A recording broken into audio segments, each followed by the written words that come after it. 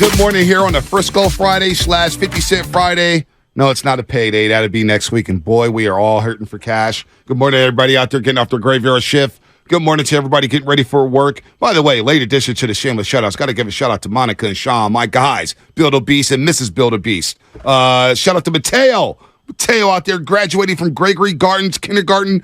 Big time. Mateo's getting old, man. He just had a birthday party. So shout out to Mateo and shout out to Sean and Monica out there. We love you guys. Good stuff there as they raise this young man, Mateo. Hopefully he becomes a Warrior fan and a Niner fan and not a Raider and Laker fan. You'll love Sean Spadoni. He's a Laker fan. But when it comes to business, he'll root for all teams. Howard Eskin joining us in moments here as we talk some basketball here. The Denver Nuggets beat the Miami Heat 104-93 last night to take a one-game series lead over the Miami Heat. Game 2 is Sunday at 5 o'clock. But there's something that's coming out of Philadelphia. And not only just the Phillies, but also the 76ers, as Nick Nurse was introduced to the Philadelphia Brass yesterday to the 215. And he was asked by Howard Eskin, if you want to play the sound right now, Spadoni. Howard Eskin, Journalism 101, grilling Nick Nurse on James Harden. Here it is. Oh, we got it right here. Do you want James Harden back? Pardon me? Do you want James Harden back? James Harden's a great player. That didn't answer the question. Well, I would say this, is that James has a decision to make, and I'd be very happy if he came back. Be very happy if he came back. Sounded like he was confused, and it sounded like he knew that James Harden is moving on. I think we all know if that James Harden is moving on. We could hear how he talked after the season. And look, we know who James Harden is. We've seen him all those years with the Houston Rockets. Who is he? He's a guy who's going to fail you in the end. And I think Howard Eskin learned the hard way as well. King of Sports Radio in Philadelphia. Hell, the King of Sports. Philadelphia Eagles sideline reporter. Kind of like a microcosm for Philly sports over the last couple of years. Oh, wow. Can't finish at the end. Can't finish in the big one. We should have visited Howard when he was out there in Philadelphia. Your fans are disgusting. I don't know how Howard has dealt with it over the last 40 years. I'm gonna be 100% with you. Like, I thought Boston was as low as it gets. No, and my God, I didn't. Philadelphia. Hey, there's, as they say in the alcoholism world, as I know very well, there's always a new low. And that is Philadelphia sports fans. Howard, what's up? How you doing this morning? Welcome. Well, I've never had a bad day in my life, even though things, except for one team here in Philadelphia, are kind of shaky. But you know, that's what, hey, listen, I've grown up with it. I've been here. I'm from Philadelphia, been here all my life, so I'm used to it.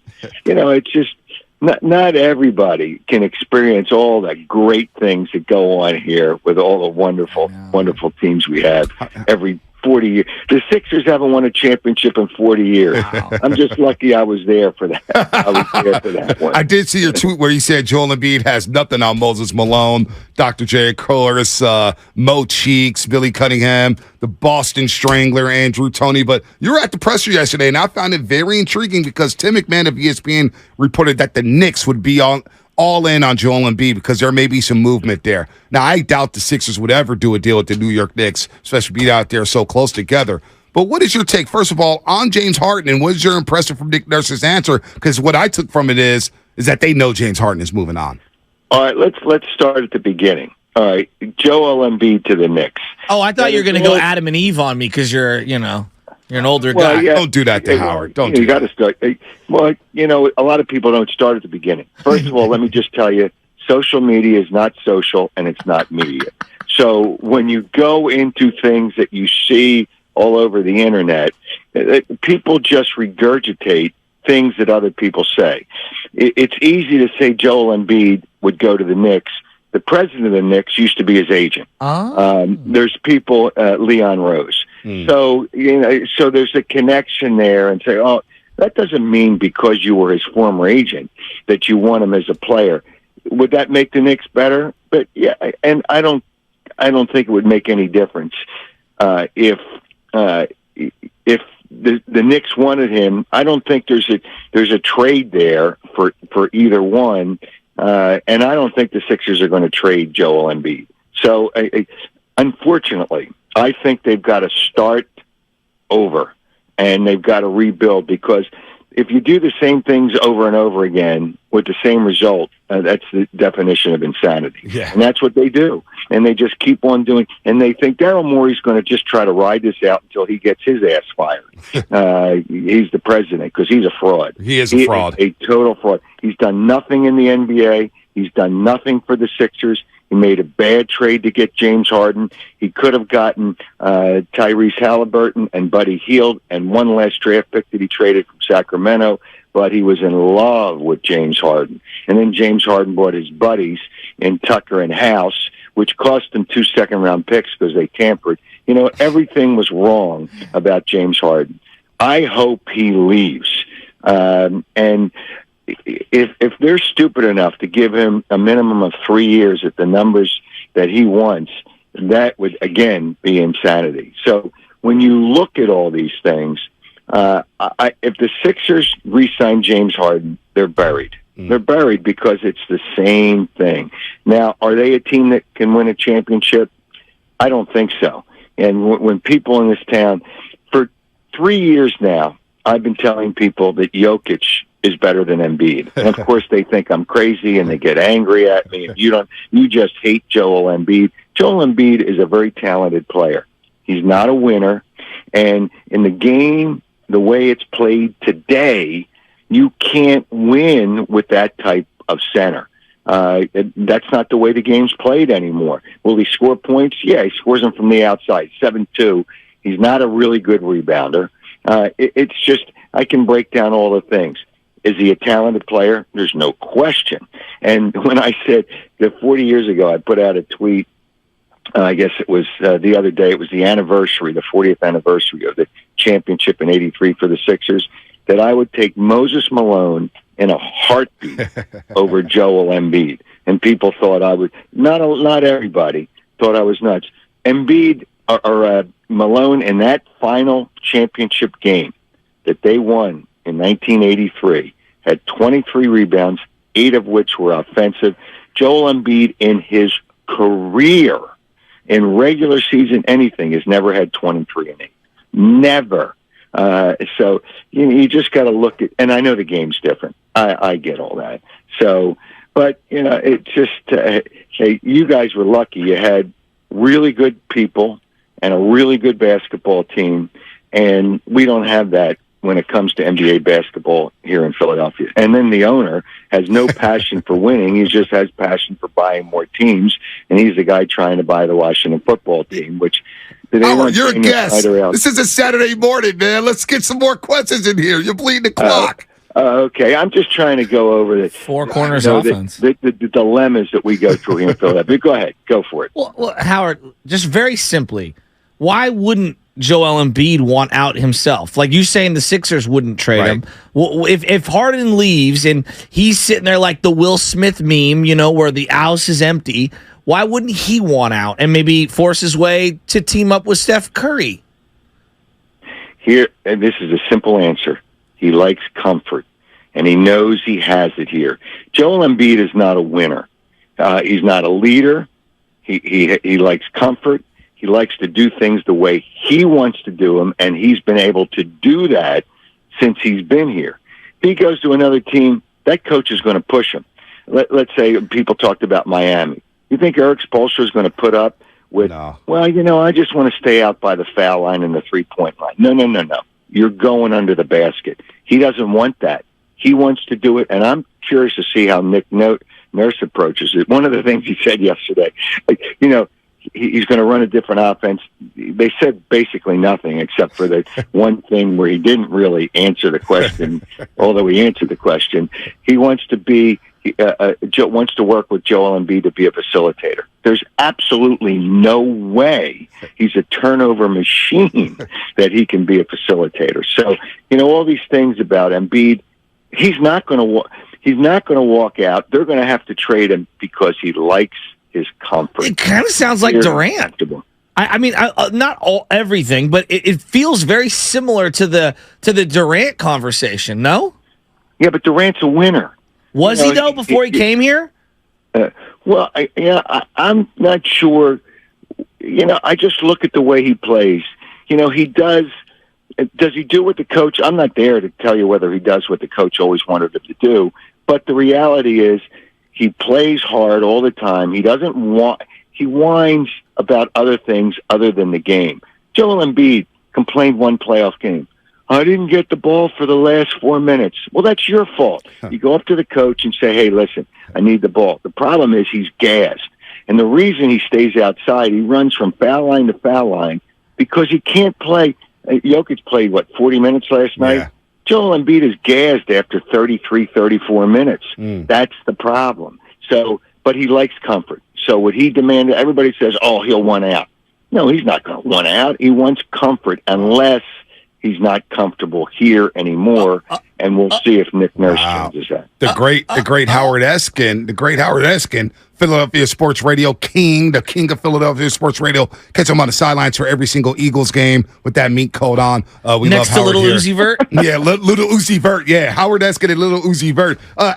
Howard, so how much of the blame should Doc Rivers have gotten, or in your words, Glenn Rivers? Yeah, Glenn Rivers. There's only one Doc in Philadelphia, and that's Julius Erving. But just to clarify, Go that, Squires. Yeah, he was an average coach. But what annoyed me at the end, and people wondered why I defended Rivers because I said it was wrong that they fired him. They fired him because James Harden wanted him fired. Right. How about that? You allowed James Harden to make that decision, and then he's going to opt out of his contract. Right. I mean, that's why Daryl Morey is a fraud, just a total fraud. And then he said when he fired Rivers, he said, I'm not going to let players get involved in making the decision. Then he has Joel Embiid in the interview with Nick Nurse. And then yesterday he says, well, I let him in there to get to know him, but I made the decision. Well, why was he even in there? Don't have him in there. So this team is a mess. Huh. It's really a mess. But I don't even know where they go. They can't win with Embiid. They won't win with Harden.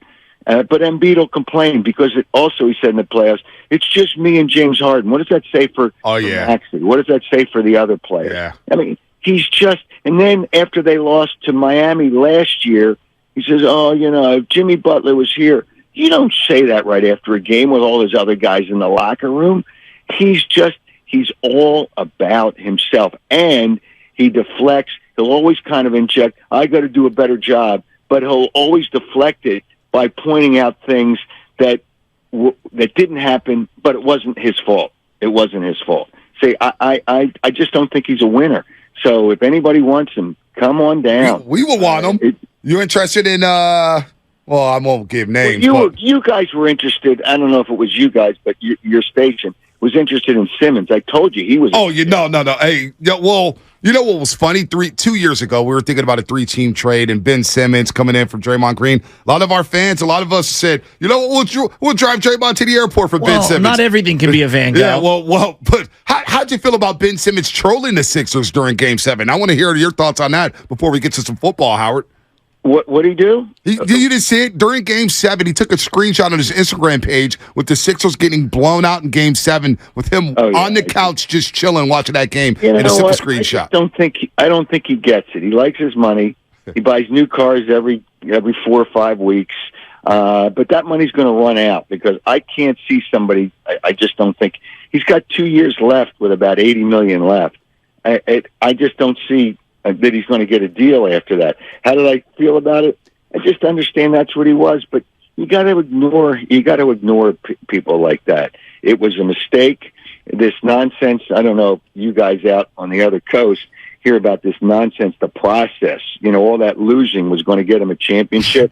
It was a failure. It was a joke. It was the whole thing. And then the guy that started that was the guy that trained under Morey. Here's the Frankenstein that created the guy that came to the Sixers, and they're both idiots. It's just, I just can't. Oh my God, Howard, is there anyone doing crazy? Yeah, is there anyone doing anything good in Philadelphia these days? Because Siriani is a big fraud to me too. And, you know what's great about the Eagles, because the 49ers play them again. It's here in Philadelphia. So I won't be Kyle attending. Shanahan, we'll hear him cry and whine. Well, I got a quarterback this time.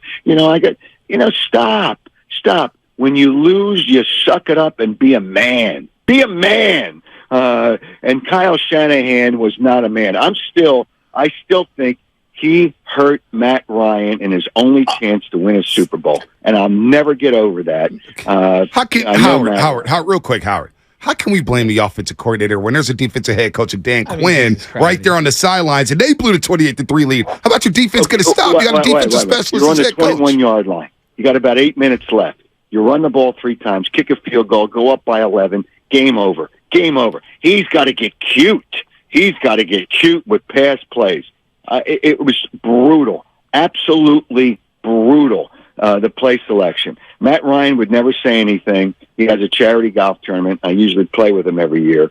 And his brother said something. His brother was livid, when I brought up that name, when I brought up Kyle Shanahan. But what his brother say? His brother, he was lucky to make the Super Bowl. Are we kidding here? I got to hear what the brother said. His brother's living at Kyle Shanahan?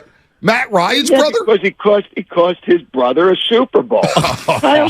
Kyle Shanahan, first of all, I know he's a really good offensive mind, but, how do you blow the Super Bowl to Kansas City?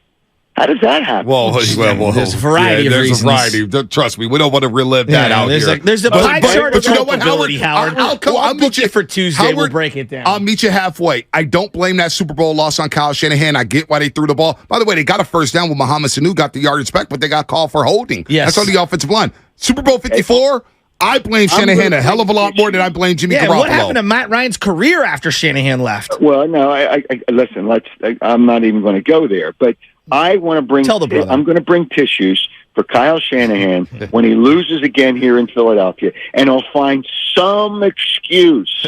They didn't like a call. My guy got hurt for a quarter. Now they implemented a rule for an emergency quarterback. It's probably because of the crying and pathetic whimpering that Kyle Shanahan did. Hey, listen, I know he's a sharp guy, but you got to win. You got to win, baby. That's what it is. Did Siriani get too cute in the Super Bowl against Kansas City? Another guy who cried fakely during the national anthem. Who was that? Siriani. He's a fraud. Did he get too cute in the Super Bowl against Kansas City? It was a cutaway shot. Who knows why he was crying? He's a big baby. It could have been other emotion. I don't care. To cry, real tears are important. Fake tears that Kyle Shanahan gives you are not. Hey, real. Speaking of authentic, what about your boy Gabe Kapler? I'm rooting for Gabe. I am rooting for Gabe. He learned from his mistakes here in Philadelphia. It's going to be a little bit of a struggle, but I hope he makes the playoffs. I mean, obviously, I want to see the Phillies in the playoffs, but the Phillies got problems. Oh boy, they just. I don't know what happened to Trey Turner. Oh my gosh! It's just he's hitting like 230 something. Yeah. But here's the biggest problem. That defense is the worst defense in baseball right now. Your Philly defense is horrific. Horrific. You're talking about the baseball team. Yeah, I'm talking about that baseball team. Whatever that is. No, that defense of the Eagles is legit. The Eagles defense is legit. The player they miss the most is Reese Hoskins, the first. Agreed. Because he was so important to that lineup. And then Trey Turner, he's not a home run hitter. I mean, he should hit 300 or close to it. He's hitting 236, but the guy that's killing him is Kyle Schwarber. It is unbelievable. He's a great guy, great in the locker room, great person. But he's hitting like 160 right now. In May, he hit 113.